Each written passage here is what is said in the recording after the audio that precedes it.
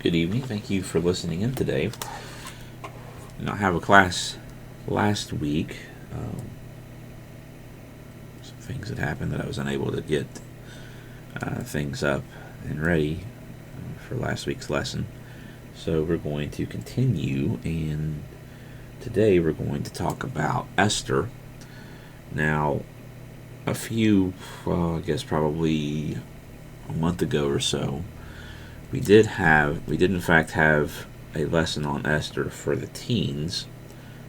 We're doing the big picture, so I know not some of you who are listening to that probably aren't teenagers, and of course that's good, and whoever wants to listen to that can. But this lesson will be a little bit different than that. That was mainly an overview of the book of Esther. Today we're actually going to be more focused and concerned about a couple of characteristics of Queen Esther herself. I felt that we would be remiss if we had a series that we've had for several months now on extraordinary biblical women and did not include Queen Esther in that. Now, this will be the last Old Testament lady that we talk about. Next week, Lord willing, we will get into the New Testament, some of the New Testament ladies from the Gospels and the Book of Acts over the next several weeks, and then we'll probably conclude our lessons on this sometime in January, maybe February.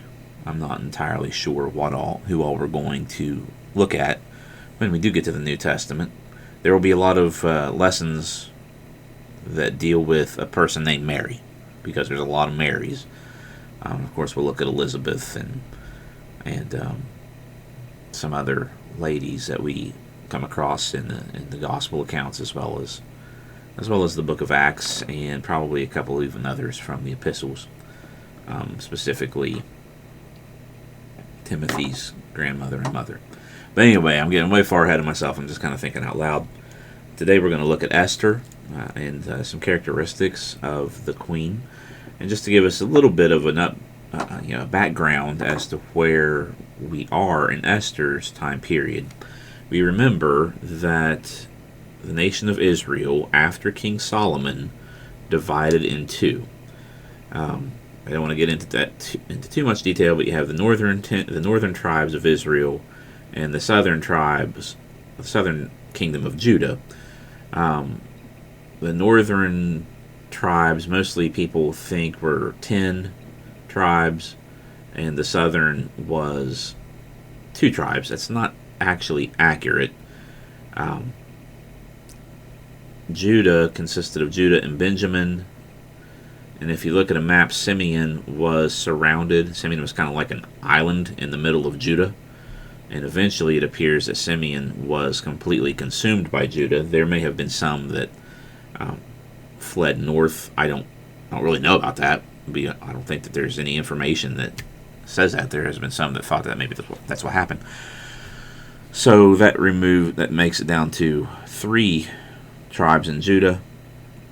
And then most of the Levites, remember, Levites didn't have land. They had cities, because they were in each tribe as religious. They were leading the people of each tribe in worship and religion and things along those lines, and their relationship with God and those things.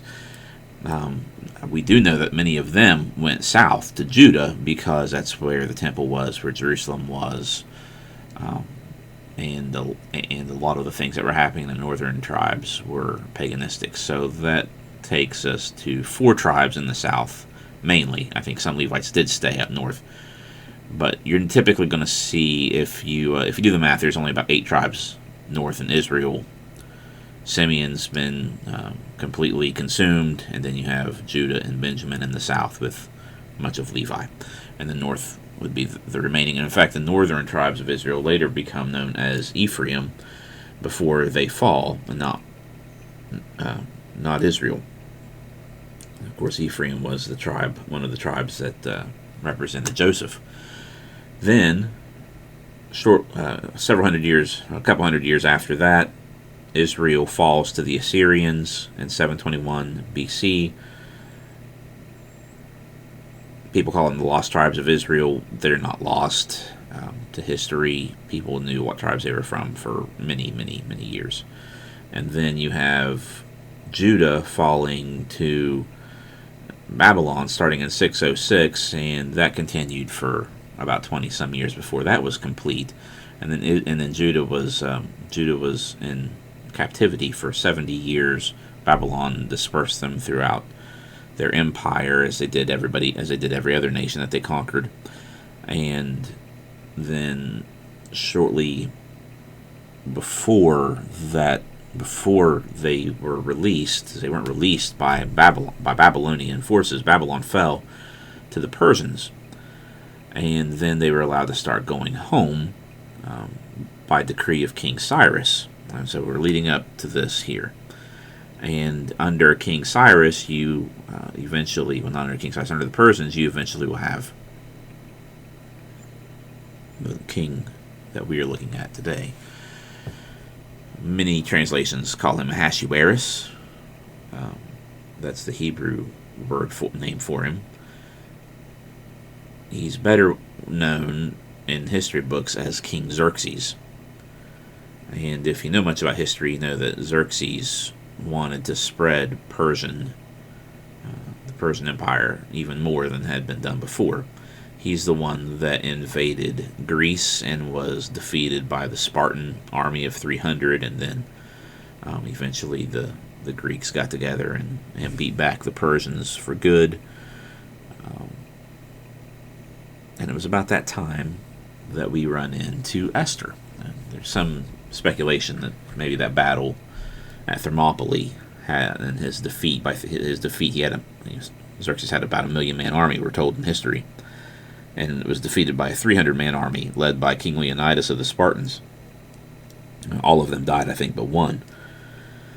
But nonetheless, they were defeated, and so he was licking his wounds. Some think that that's probably about the same time that we see chapter 1 of Esther, and when he divorces his wife, what we know as Vashti. We could actually have a lesson on Vashti, but Vashti. We're not gonna do that. But I do encourage you to look at Vashti. She was indeed a strong and independent person. What Xerxes asked her to do was completely inappropriate, as we would see in our day most. But she stuck to her guns, and he divorced her, and that's how we come across to Queen Esther. Now, the first thing that I want us to think about when it comes to Queen Esther is that Queen Esther is a victim of her circumstances. There were things in her life that she absolutely could not control. That's a lesson that all of us need to remember. Honestly, it's probably something that we know very intimately, that there are things all around us that we have absolutely no control over, but do affect us. And so we are victims of that. Now, the word victim has a lot of negative connotations that go along with it. It doesn't necessarily have to do that. For example, if someone commits a crime against you, you are a victim of that crime. That's how I want us to use that word in this lesson for the most part, although we will use it the other way as well. The other way that it is oftentimes used in our world today is that if something does not go your way and you are of the mind to whine about it, a lot of people will say you're just playing the victim. That's a very negative way of the use of that word. And we probably do use it that way more now than we do in the other way. That's not exactly how I want us to use it, but that might come up a little bit. You see, all of those things that we talked about before, from King Solomon leading all the way up to the fall of Judah by the Babylonians, and then, of course, the fall of Babylon by the Persians, leads us to where we are today. Now, Esther and her cousin, or her uncle, Mordecai, not exactly clear on how he's related to her. They live in Persia. Not all the Jewish people live in Persia. They are dispersed throughout the kingdom, and that's going to be something that we continually see through the scriptures, even in the New Testament, because they did. King Cyrus, who was before King Xerxes, lets all the people go back. Lets not just the Jewish people, everybody. He ended the policy of when a nation is conquered or a kingdom is conquered, you take the citizens of the kingdom and you exile them to other lands as a way of breaking them and keeping them from getting back together to rebel against the empire. So you can imagine that he was probably pretty popular. The thing is, though, it was 70 years since that had taken place, and in 70 years, that's a lifetime. So if you were an infant when you were taken, and then Cyrus comes along and says everybody can go back home. If you're an infant, you're over 70 years old. You've lived the majority of your life. At this point, they weren't living long periods of time like they were in the beginning. They were down to our level of life spans, and so you'd already lived. You had a job, and jobs were different back then than they are today. But you had a life. You had a job. You raised your family. You had a home.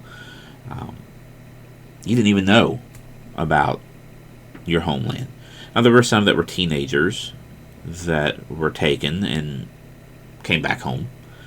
But the majority of Jewish people, when they were allowed to go back home, didn't want to. They stayed where they were. And that's Mordecai and Esther. They stayed where they were in Persia. They had their life. They didn't go back to the homeland.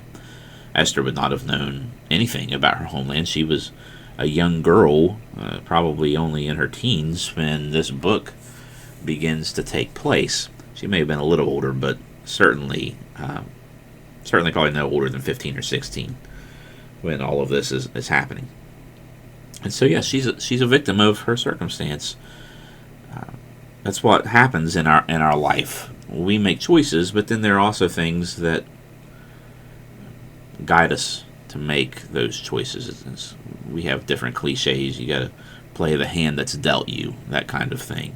So that's what we see in Esther. But the thing with Esther, her name is actually, her Hebrew name was Hadassah. The thing with Esther is she doesn't let her circumstance get in the way. Now, she struggles with it because she does become the queen of Persia through another interesting set of circumstances that she really doesn't have anything to do with, because the king proclaims domain over everything, and that includes people. And so, after he divorced his wife Vashti, or Vashti, however you want to pronounce her name, he decides sometime after that, we're not told exactly how long it was after that, he decides that he doesn't want to be lonely anymore, so he wants to have a wife, and the way he does it kind of reminds me of a beauty pageant. There's some things going on there that I don't really want to discuss that unfortunately took place in those days. But Esther was a victim of the king's desire to have a queen, and he held a contest about which one was the most pleasing to him. So all of these circumstances were very difficult, and it would be very difficult to struggle with those. And not only this, but when she's the queen, she's the most powerful woman in that section of the world. Persia was a vast empire. She was the most powerful, but she still wasn't that powerful compared to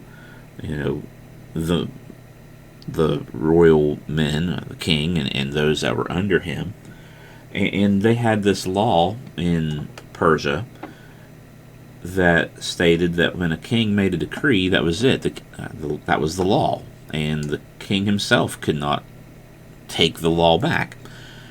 Now, to us as Americans, that sounds a little bit weird, because we can change laws, and if we decide that there's a law that's bad, we can change it. For example, there have been times, doesn't happen very often, but there have been times that we might make an amendment to the Constitution. It takes 3/4 of the states to make an amendment to the Constitution. It has to be something. It's not something that the legislature can do. It's not something that the executive branch can do. It's not something that the judicial branch can do. It has to be done and agreed upon by 3/4 of the states of the United States. If we think that an amendment later on that we made was not a good law, then we can go back and make a second amendment that erases the First Amendment that happened with Prohibition back in the early part of the 20th century. Again, it's rare. It might even be the only time that ever happened, that we took a law away that we had agreed upon at first. They didn't do that in Persia. And there's a reason for it. It wasn't that they were proud and boastful, though the Persians, like any empire and any great nation, became proud and boastful. It was their way of saying nobody's above the law, not even the king. So from that perspective, it's respectable, but you can also see how it could be manipulated. And that's what we see in the book of Esther. It was manipulated. It was manipulated a couple of other times, in fact, in the Bible as well. But it was manipulated by people who were shysters, both in Daniel and here in the book of Esther. And Esther, who is a Jew, is the queen, but nobody knows about it. And that's the plan. It's interesting that as you read the book of Esther, you will notice that the name of God is nowhere to be seen. But that does not mean that God's fingerprints are not all over it. God is everywhere in that book, and we see His providence in everything. In every verse of the book of Esther, we see God's providence as He is preparing to save His people. It doesn't look good. It looks like they're going to be defeated. It looks like they're going to be destroyed. What was going on here, that King Ahasuerus was manipulated into by Haman, the antagonist in this book, is nothing short of genocide. It was in order to wipe out all of the people, all of the Jewish people, throughout the entire kingdom, throughout the entire empire. The king decreed that the people would have the right to kill the Jews. And so that leads us to the second point, and that is that Esther was a victor in her courage. See, that's the difference. We will be victims of our circumstances, but we don't have to play the victim. And we shouldn't. Because a victim mindset says, I can't do anything about this. This is just the way things are. I am powerless to do anything about it. And you and I are probably never going to be in a position like Queen Esther was. We're probably never going to be a queen or a king or even a governor or a president or a mayor. Well, we don't have to be. The lesson is the same, nonetheless. Also in Persia, and this is a law that I guess I can understand if you think about it, nobody could bother the king unless he called for you. If he wanted to speak with you, he would call for you. You did not bother him. And so you have Mordecai, who has been behind the scenes. There's a lot of things that he's behind the scenes, but he's also out in front. The story revolves around him because Haman hates Mordecai so much that he wants to kill all of his people. But Mordecai's also been doing things behind the scenes, and in a subtle way. This story is a perfect story, by the way. I love how it flows and how everything just kind of comes together in just 13 short chapters. But Mordecai has been doing things. He's loyal to the king. He has the mindset that God had given to the people that you need to do, even though this isn't your homeland. You need to pray for the best. You need to hope for the best for wherever you are, because if your city prospers, then you will prosper too. This is Mordecai's outlook on life. He's loyal to the king. He serves in the king's administration. He'll be promoted at the end of the book to a very high position in the king's administration. But he's doing things behind the scenes, and he comes to Esther and he tells her, he's been telling her this whole time that there's a conspiracy. Now, let's pause again, because the word conspiracy since March has taken on a very odd thing. Anytime that we say, or someone says something is happening, and the majority of people say, I don't believe it, then a lot of folks say, oh, that's just a conspiracy theory, you're being crazy. And there are conspiracy theories out there that are absolutely crazy. And if this was happening in our time period, or if we were in that time period, we might be like Esther. Esther kind of thought Mordecai might be a little bit crazy, the way that she speaks at first, the dialogue that they have between them. But he continues to present her with evidence, and she realizes this is bad. This is going to be a problem. That all of my people are going to be killed. But she doesn't know what to do, because the king hadn't called for her for a long time. And so here she is, and this is where she struggles with whether she's going to be a victim or whether she's going to be a victor. You see, we can do that today as well. Whatever situation you may find yourself in. My parents did this, so they raised me this way. I can't change. Or this is just the way I was born. I can't change. That's being a victim. That's a victim mindset.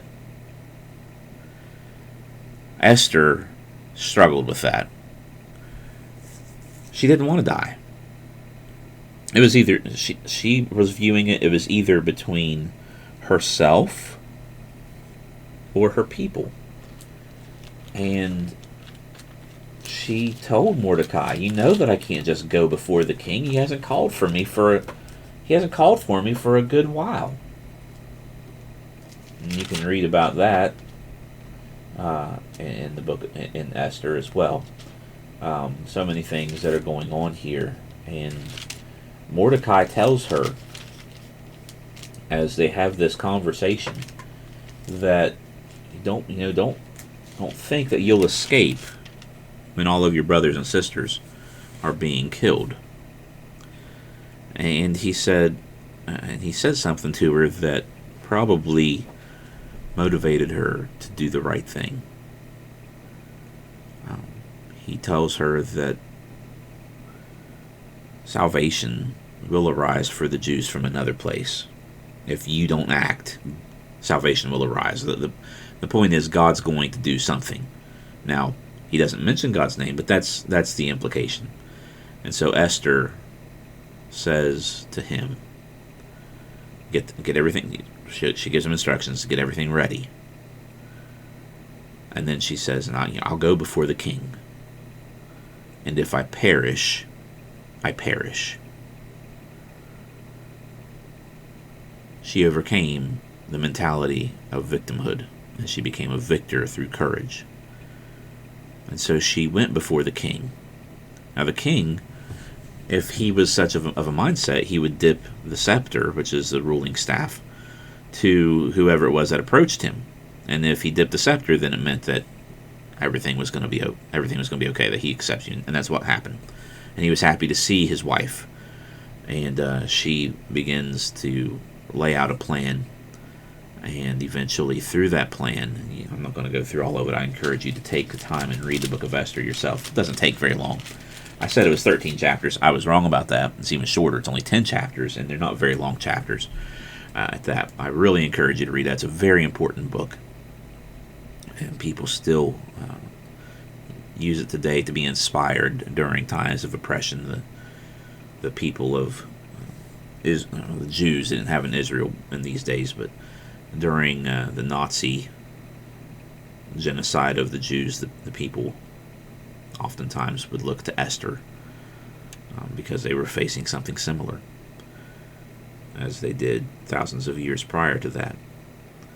But Esther hatches a plan, and by the end of it, her people are saved, and the ones who plotted against them were diminished. Because even though the king could not take back his decree, Esther showed him what was going on.